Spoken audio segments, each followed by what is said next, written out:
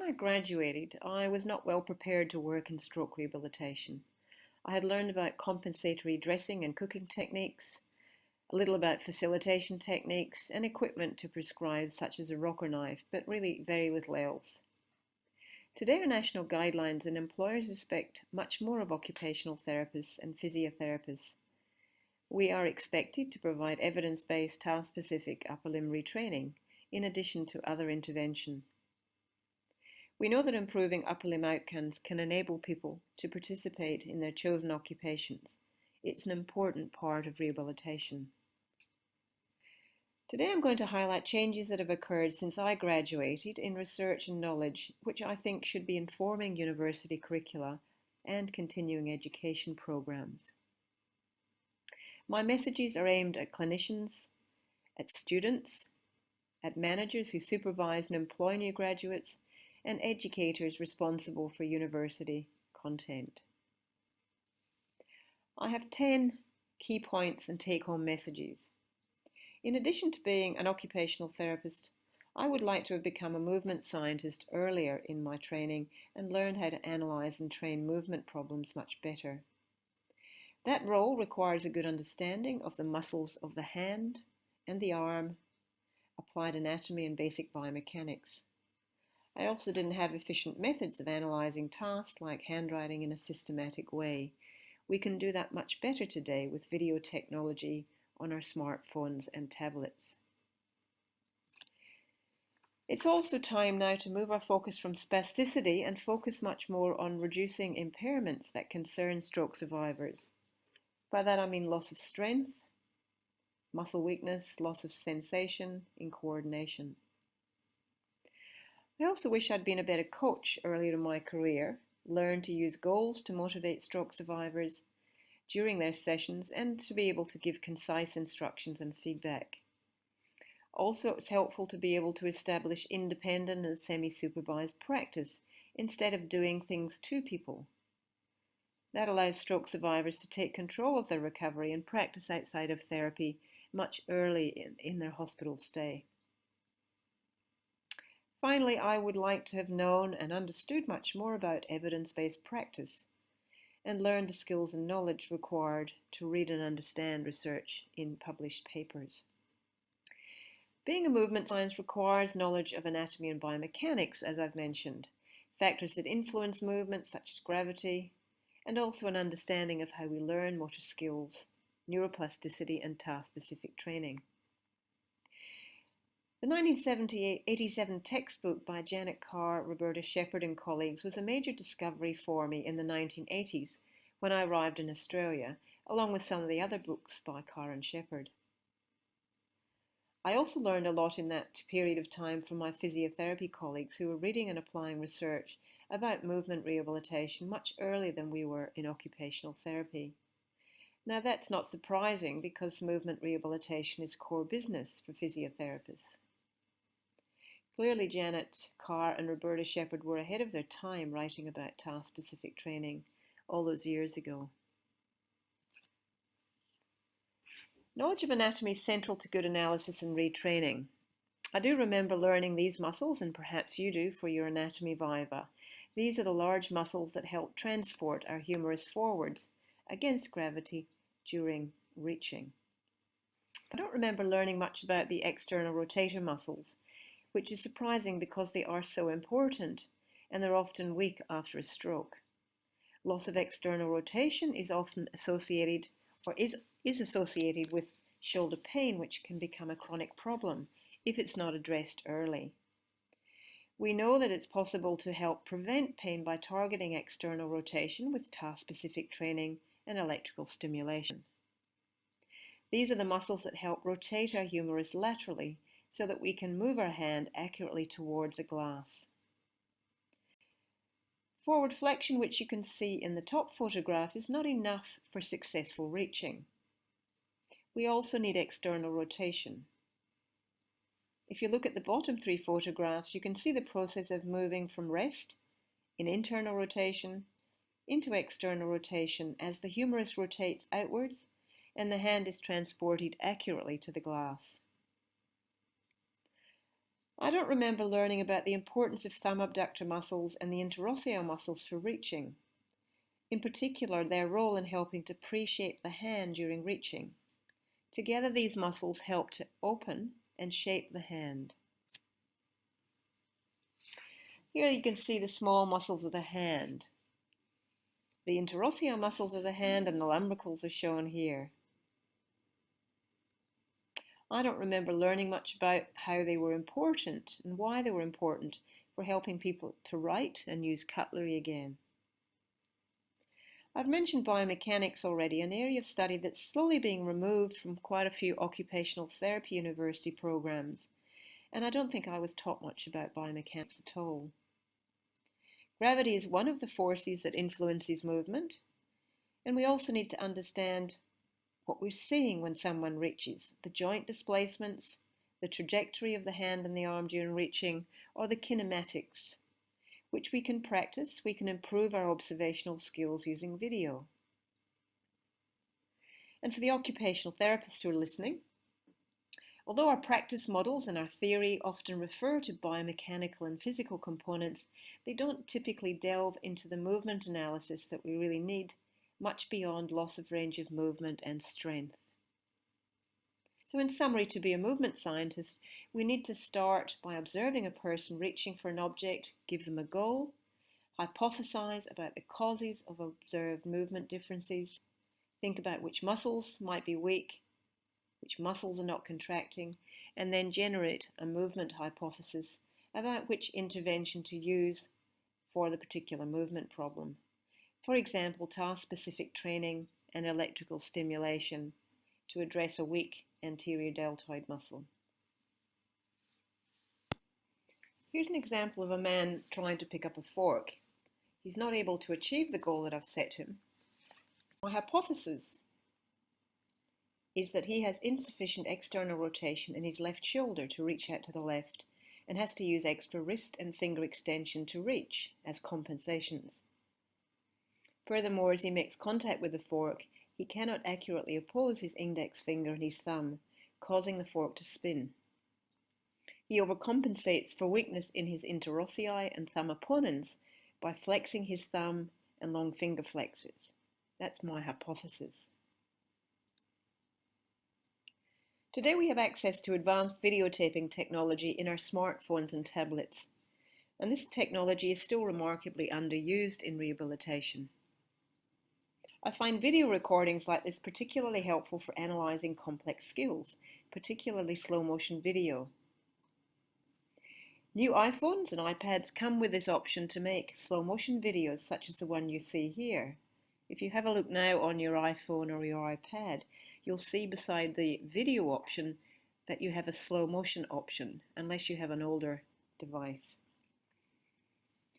This video shows external rotation and forward flexion of the shoulder along with thumb abduction during pre-shaping, which I was mentioning before.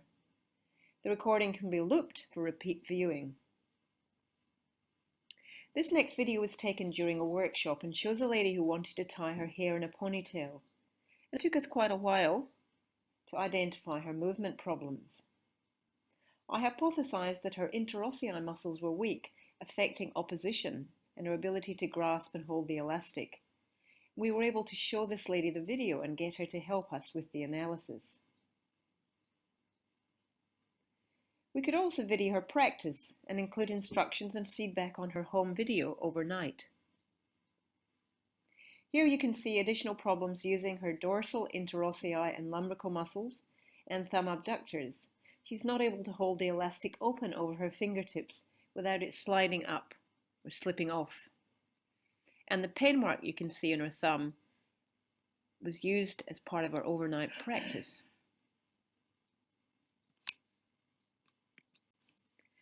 This was one of our overnight practice tasks, placing elastic bands over the top of a jar while holding the elastic at nail level, using those pen marks that I mentioned before as a cue. Finally, you can see the outcome of her practice 2 days after she began. So these videos can help to show change and motivate people to keep practicing. They can see the benefits of practice on their recovery.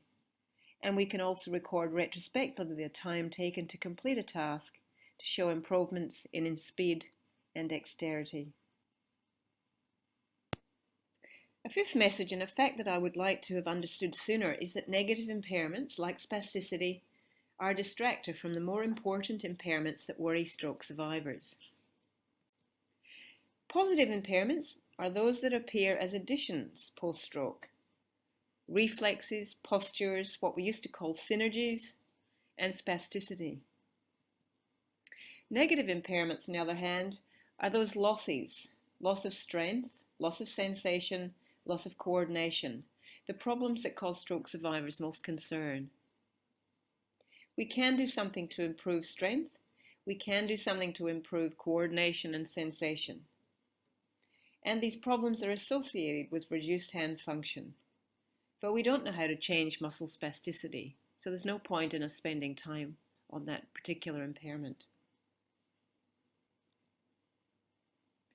This video shows a man cutting his food with great difficulty because he cannot hold the fork securely in his right hand.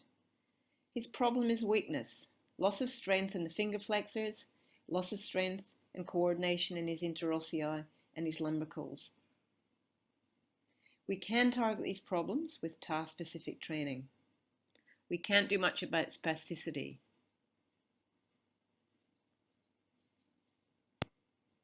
Our sixth take-home message is that we need to learn and be taught how to coach well, how to set goals, use concise instructions, and give specific feedback. These skills can be applied in other areas of practice, and we need to have some peer review to improve our skills in this area. I like the Canadian Occupational Performance Measure, which you see here.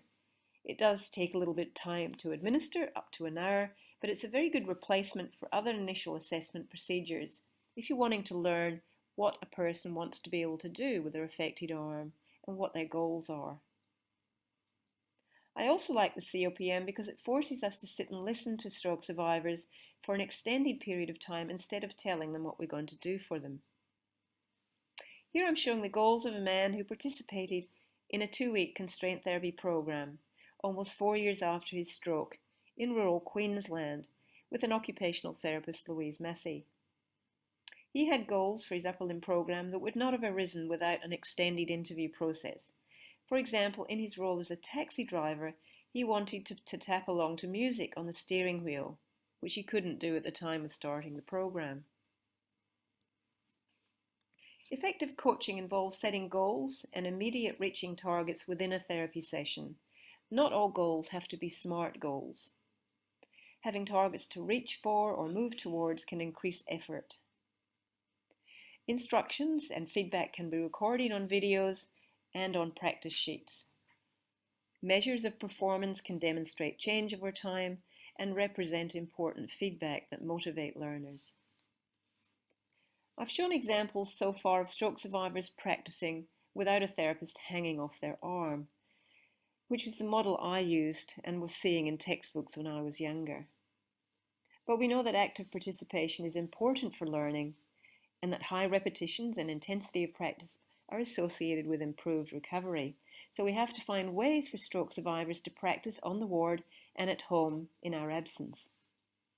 Recovery will continue long beyond hospital, often for 5 to 10 years and longer in many cases, so we have to address this early and keep our hands off. This video shows a lady who wanted to eat with her fork. She had poor in-hand manipulation skills because of weak interossei, like the man previously who couldn't cut his food. She can't hold the fork securely in her left hand in the same way as he had problems. Here you can see her performance at the end of a 30-minute therapy session, and you're also seeing her homework here. Currently it's taking her 7 seconds to turn the fork around in her hand for 2 repetitions. This was her overnight practice, and after 100 repetitions, she can now turn the fork twice as fast. She's completing 2 repetitions or 2 rotations in 4 seconds. This outcome is motivating and encourages her to keep practicing. Stroke survivors with less recovery can also practice alone or with their family. if we give them permission, the equipment and the knowledge.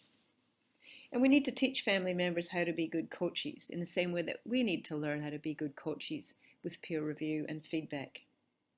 This man here is practicing his elbow flexion and extension with an electrical stimulation machine.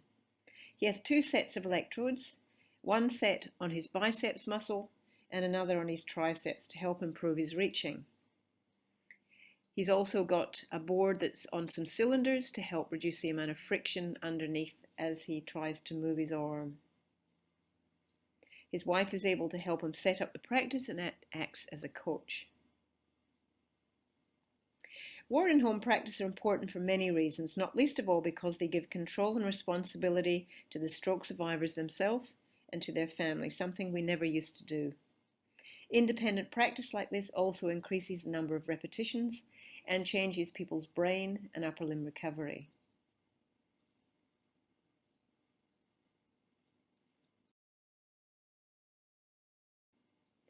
In this slide, you can see the repetitions completed during a 2-week constraint therapy program by an inpatient, courtesy of Lauren Christie from Liverpool Brain Injury Unit. Look here at the repetitions completed on the ward over 2 weeks.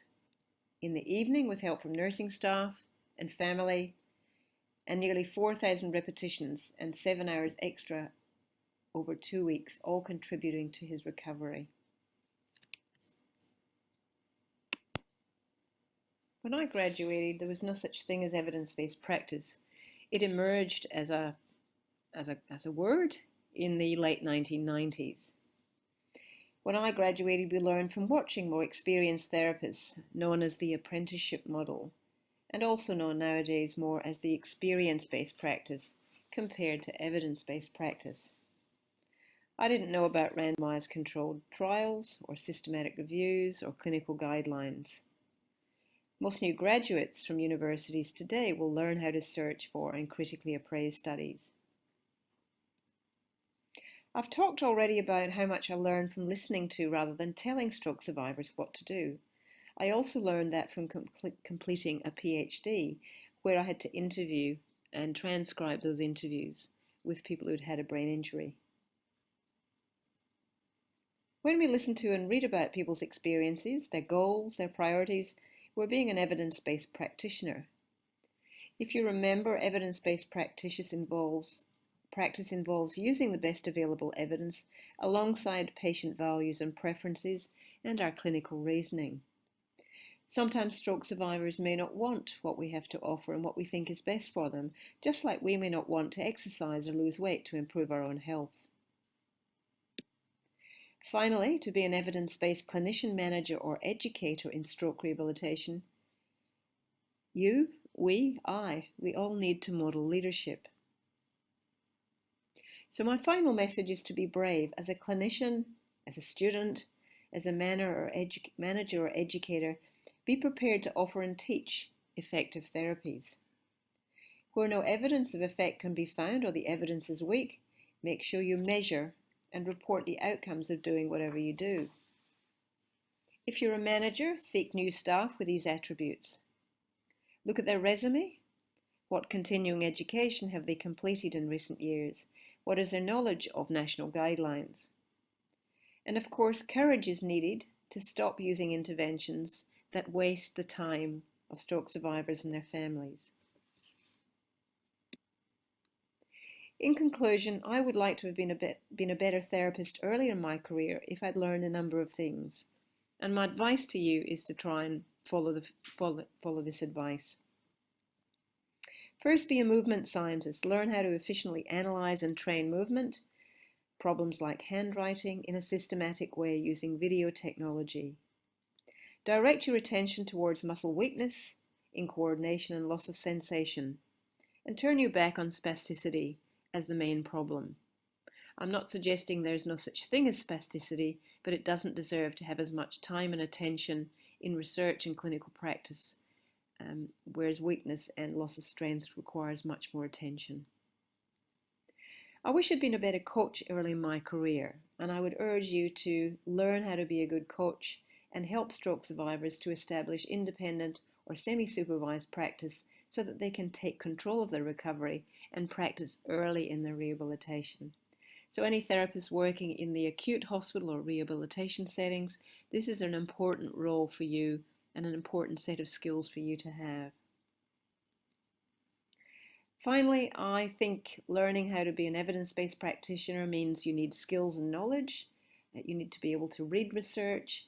You need to have skills in appraisal and searching. And managers need to employ staff with these skills. So I encourage you to show leadership, be prepared to change, offer and teach effective therapies, and discontinue using ineffective, outdated therapies.